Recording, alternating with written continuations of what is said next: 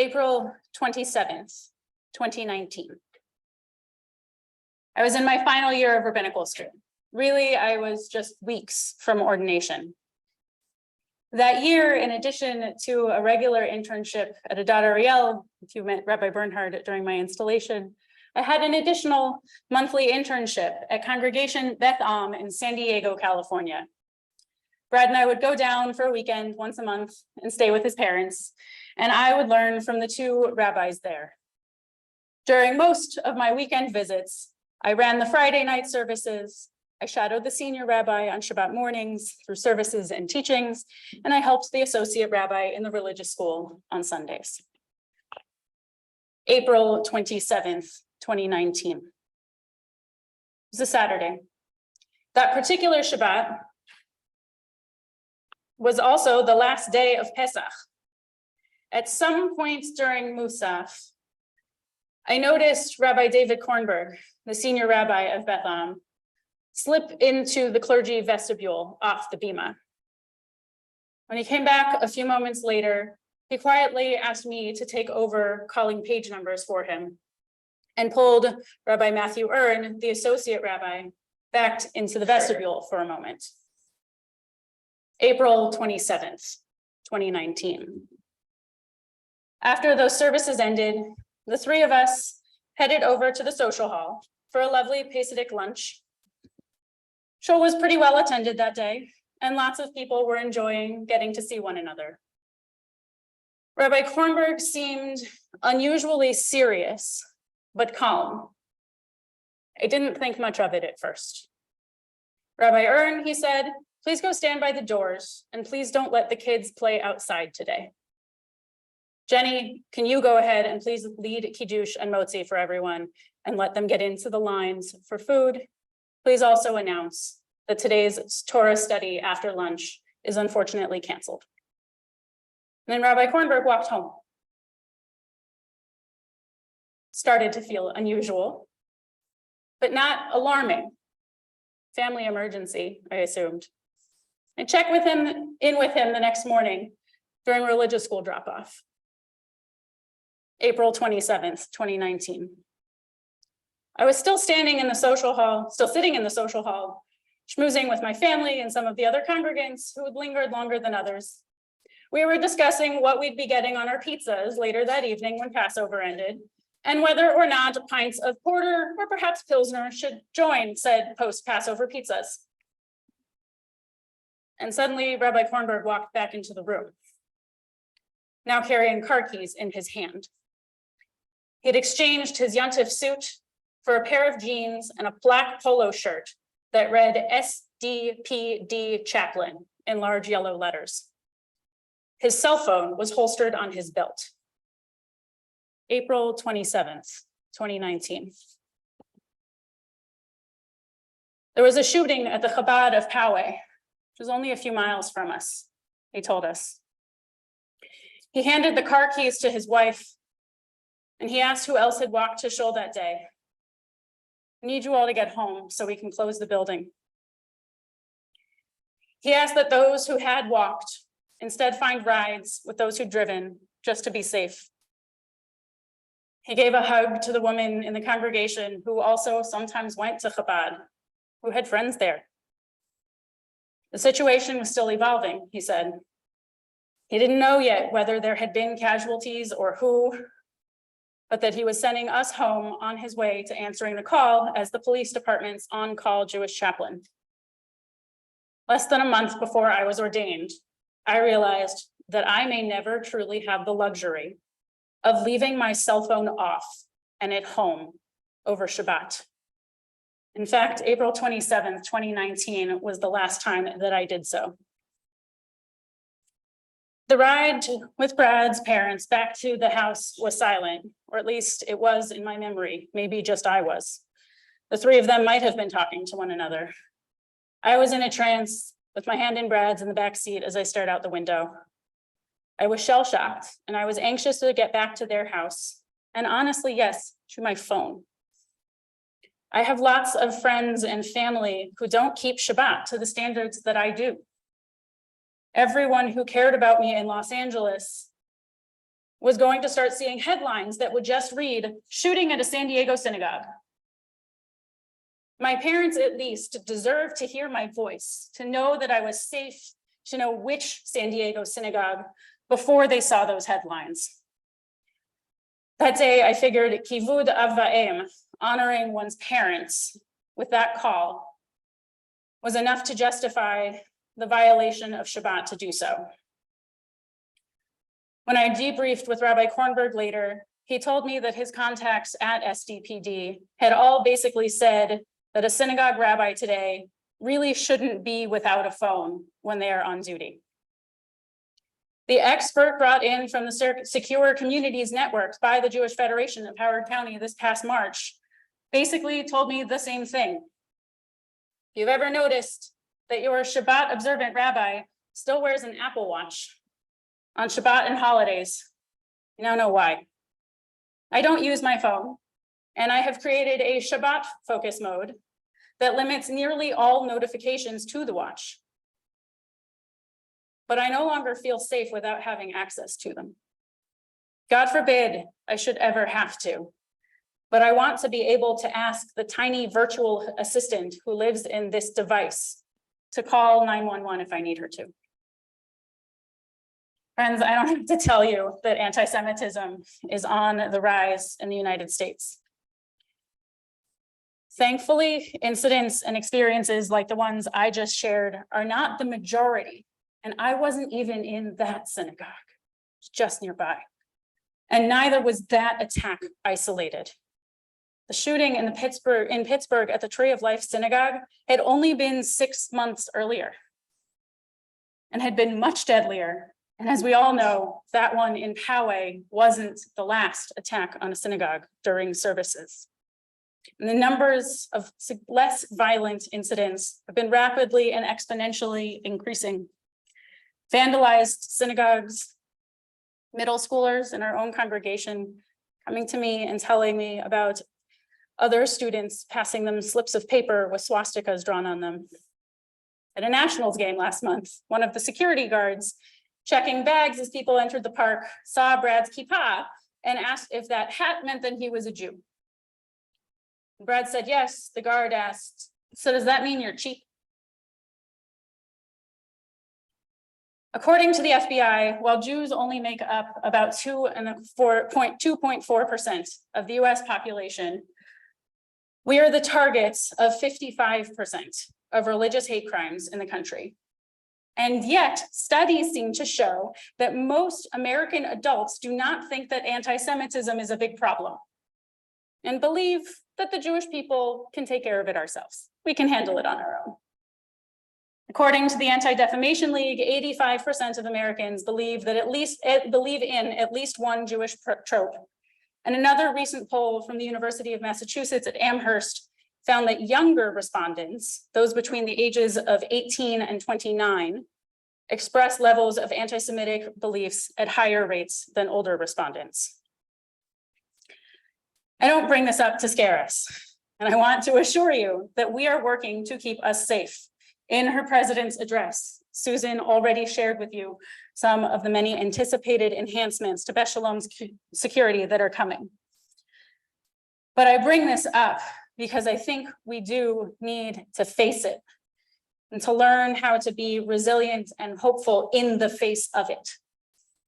As Mr. Rogers once put it, anything human is manageable, and anything human is mentionable, and anything mentionable is manageable.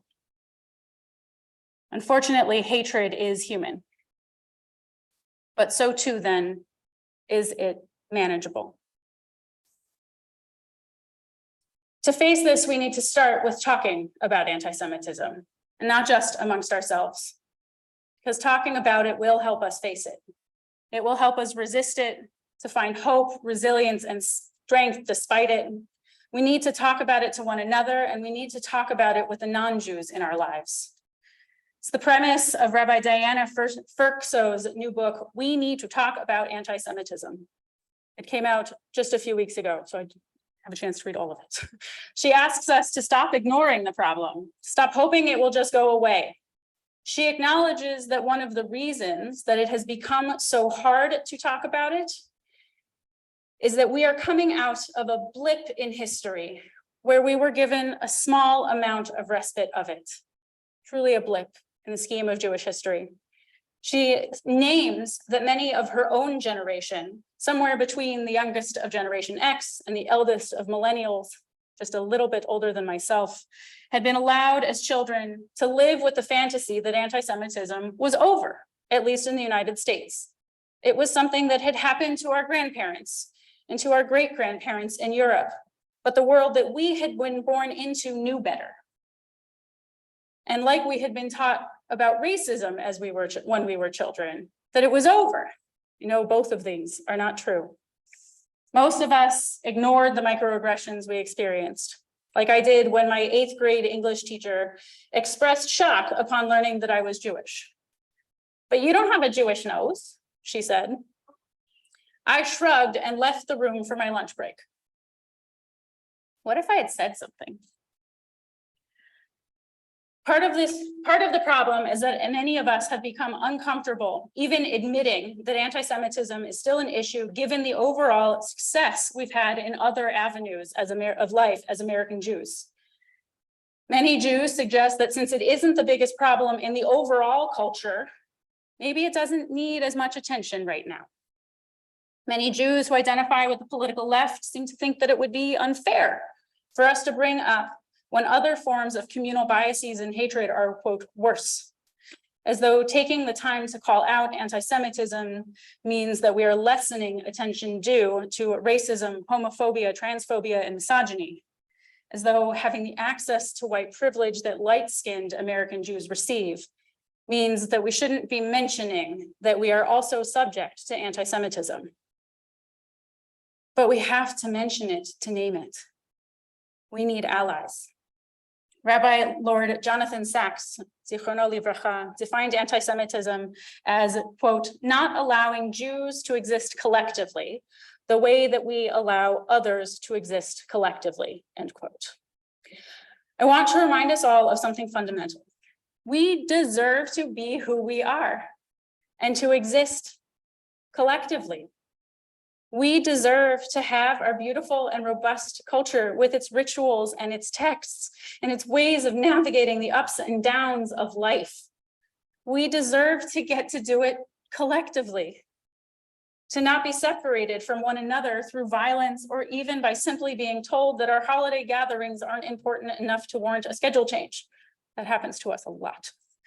We deserve to come here together to pray and to not have to worry about whether or not we might need to evacuate or to call 911.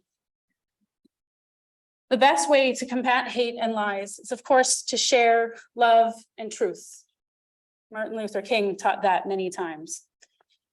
And for us, one of the best ways is to keep living our Jewish lives.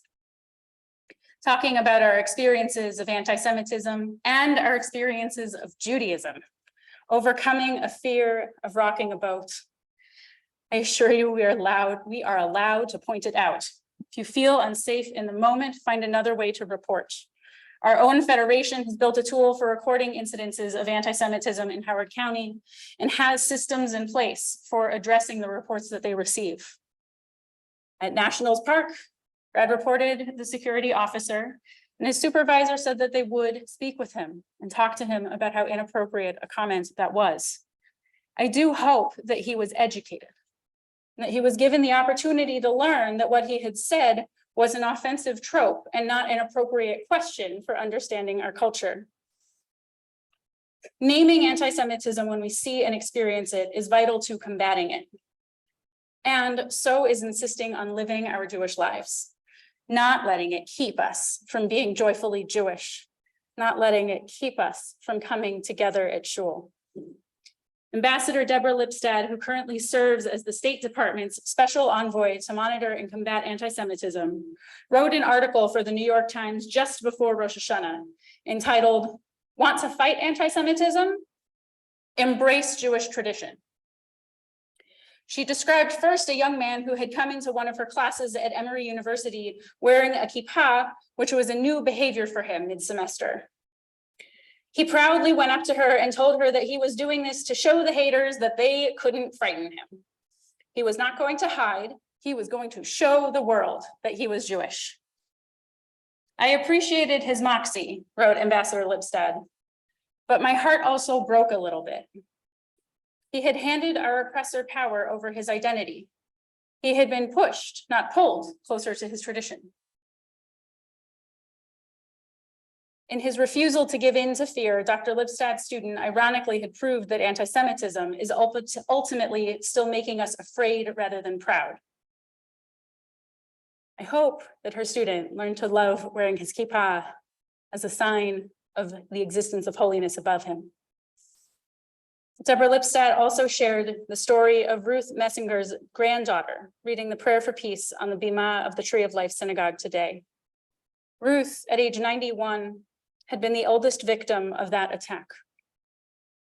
Her granddaughter took on the role that she had always done, not in defiance of her grandmother's murderer, but rather in honoring her grandmother's role in the community and living up to her grandmother's greatest ideal of being a part of the community and seeking her grandmother's greatest value of peace. She would keep living Jewishly to honor her history and drive for a world in which Jews could live together collectively and communally, just as all groups seek to do. My ride home 4.5 years ago was laced with fear, and we had indeed been denied an opportunity to peacefully gather collectively, to linger in Shabbat with some learning, to authentically enjoy our Judaism together as we exited that Pesach. And yet, the Pesach story itself is a reminder that this has been a part of us for millennia. Pharaoh enslaved our ancestors and attempted to murder our baby boys. And just as we have had this problem for millennia, we have been resisting for millennia together. When Pharaoh made his decree against our baby boys, the midwives Shifra and Pua resisted and refused to kill the baby boys.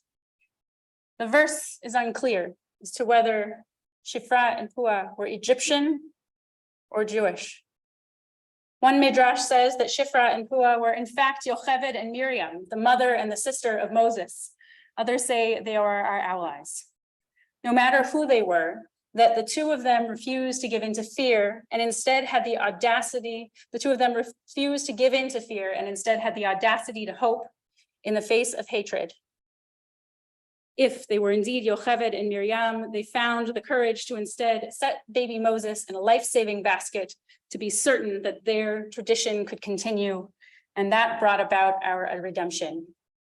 If they had given in to fear, brought on by anti-Semitism, we might never have developed the tradition we have since then. We might never have had the opportunity to grow and flourish and become the vibrant Jewish people we are today.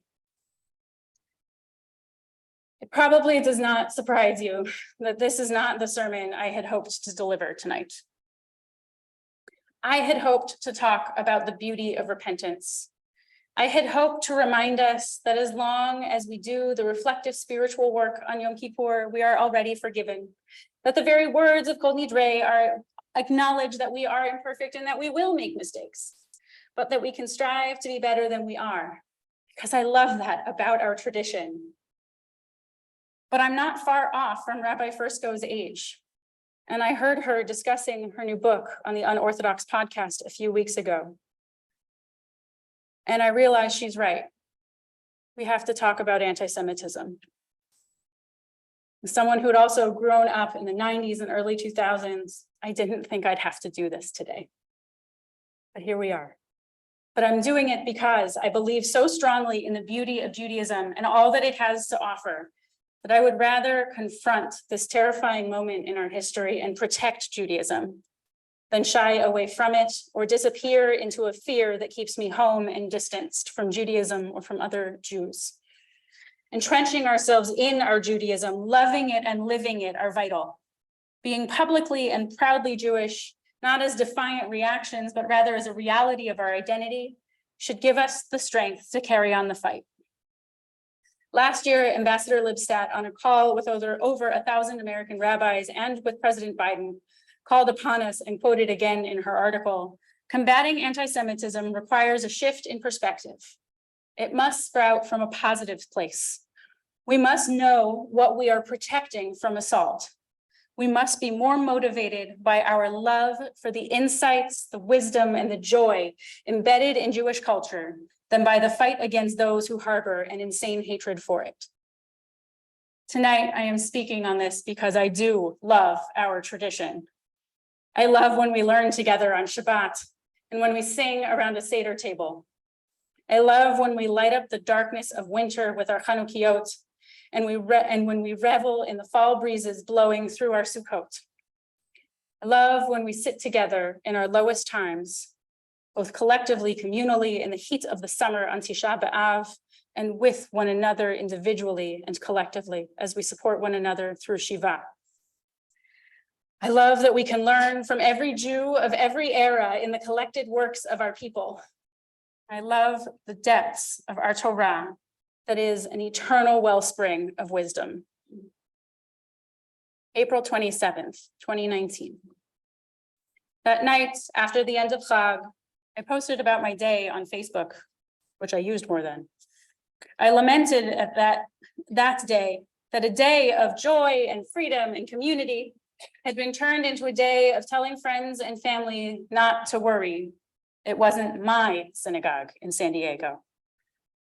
Following that post, I received a message from a colleague who had been ordained only a few years ahead of me. This colleague had lived in Pittsburgh between his undergraduate and rabbinical school years, and he lived in Squirrel Hill. And so he reached out to me after seeing that post, just offering presence as someone who had been there. I hated that I had a peer in this, but I was reminded of one of the things that I really love most about Judaism.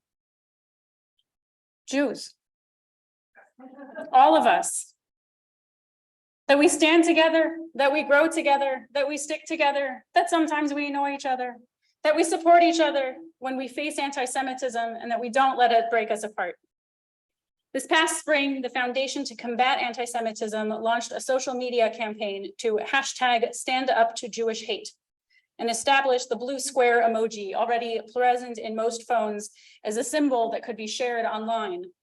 They remind us that all movements to resist hate require allies, and that social media is a powerful way to gather allies. That we should be bringing Gentiles who love us into this movement. The Foundation to Combat Anti-Semitism has graciously sent us many of their pins, that same blue square you see above my microphone tonight, and they can be found in the lobby if you would wish to wear one. Because we can stand up to this hatred together. We can combat anti-Semitism. And in the meantime, let us face this hatred by embracing who we are, by living publicly Jewish lives joyfully, not violently, by naming anti-Semitism when we encounter it for what it is, even if it scares us, and remember that we have been blessed to participate in something ancient and holy. May we, in our generation, see the day when the joys of this tradition shine brighter than our fears of showing it. Gemar Chatima Tova.